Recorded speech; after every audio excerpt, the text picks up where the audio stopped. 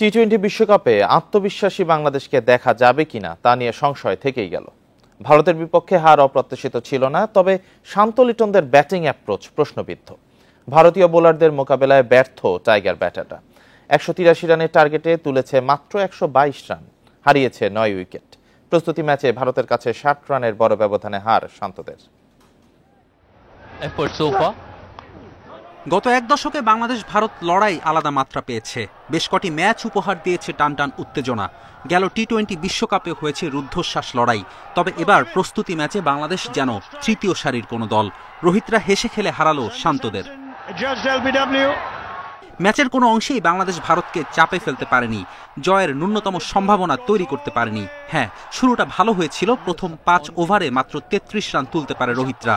তবে ষষ্ঠ ওভারে সাকিবের বল বেধড়ক পেটান ঋষভ পান্ত। তাতে পাওয়ার প্লে শেষে ভারতের বোর্ডে 55 রান। শরীফুল মাহিদি নিয়ন্ত্রিত বল করেন, রিশাদও খারাপ না। তবে চিন্তার কারণ দুই বাঁহাতি স্পিনার সাকিব ও তানভীর, দুজনের বলই তুলোধুনো করেছে ভারতীয় ব্যাটাররা।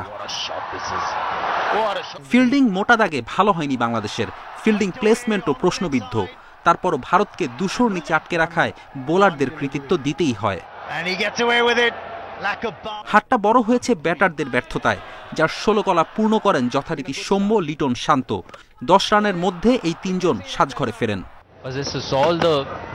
তানজিদ ও হৃদয় বড় ইনিংস খেলতে পারতেন, কিন্তু সম্ভাবনা জাগিয়ে তারা ব্যর্থ।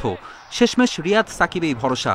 এ দুই অভিজ্ঞ ব্যাটারের 70 রানের জুটিতে 100 পার করে বাংলাদেশ। লাল সবুজের পক্ষে সর্বোচ্চ 40 রিয়াদের। সাকিব করেন 28 রান। রিশাদ জাকের যেভাবে 6 মারতে গিয়ে আউট হলেন, তাতে ফিনিশিংয়ে ভরসার জায়গা কমল।